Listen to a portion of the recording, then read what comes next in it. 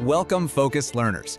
Today, we're unpacking a really incredible, super practical module from our source material. It's titled Breath of Composure, Stress Reduction Mastery. And you know, what we're going to do in this explainer is actually break down exactly how a specific practical session on basic calming techniques works, and more importantly, how that translates directly into real-world physiological control for you. Okay, let's dive into this. Picture this, right? You're just going about your day and bam, suddenly you are faced with an emotionally explosive person. The volume is way up, the tension just spikes, and the sheer unpredictability of it all is instantly overwhelming. I mean, your heart races, your chest gets tight, and that stress, it hits you like an absolute brick wall. So, how do you react? Do you just freeze up, or do you explode right back at them? The source material really forces us to confront this exact, incredibly stressful scenario head-on. It's that sudden, intense, universal daily threat of volatile interactions we all face. It is a totally high-stakes environment where literally every single second counts. Now, what's really interesting about this slide is the sheer reality of the situation.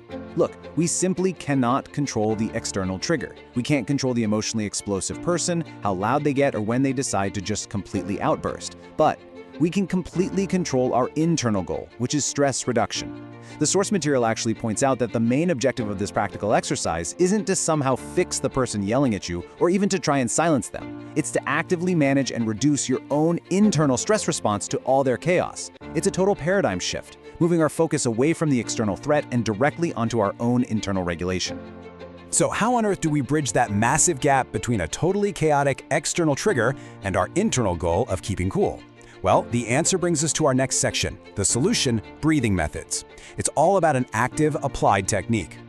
Let's actually take a breath ourselves. Let's physically slow down for a second here. See, this methodology completely shifts us away from being passive victims of someone else's emotional explosion. Instead, it equips us with an active, applied, physiological technique called basic calming techniques. And hey, this isn't some abstract theory. It's about using highly targeted methods to literally force your parasympathetic nervous system to engage. Take box breathing, for example. You inhale for 4 seconds, hold for 4, exhale for 4, and hold again. Doing this physically lowers your heart rate. It literally interrupts your body's natural fight-or-flight response.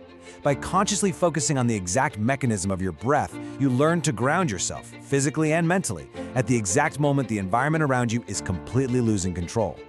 And this brilliantly illustrates the exact flow of this practical session. Think about it like a simple sequence. Step 1, you encounter that emotionally explosive person and boom, your stress immediately spikes. But instead of reacting blindly on pure instinct, you move seamlessly into deliberate action for step 2. You consciously apply the breathing method. It's a real active intervention right into your own nervous system. You aren't just, hoping to stay calm, you are deploying a very precise tool. And that leads us directly to the final phase, step 3. You reduce the stress. It's a very direct cause and effect practical exercise. You apply the biological tool and you achieve the biological result. Simple as that. But of course, because our stressors vary so wildly out there in the real world, our physiological tools really have to adapt as well. Which brings us right to our next section, mastering different breathing types.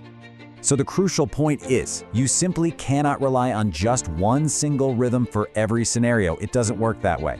Some emotional explosions are super loud and really fast, and they require an immediate intervention.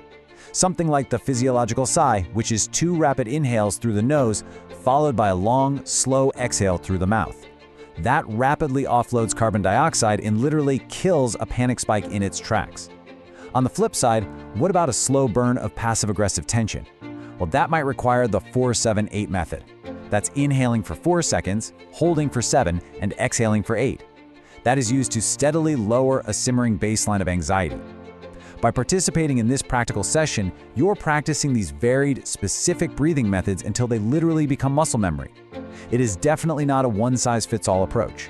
You are building a dynamic, totally adaptable physiological toolkit to combat the stress from those emotionally explosive people. And the absolute best part? You can deploy it at a moment's notice. So I'll leave you with this question to think about. Which explosive situation will you diffuse with your breath today? The source material we've gone through gives us a really concrete framework. right?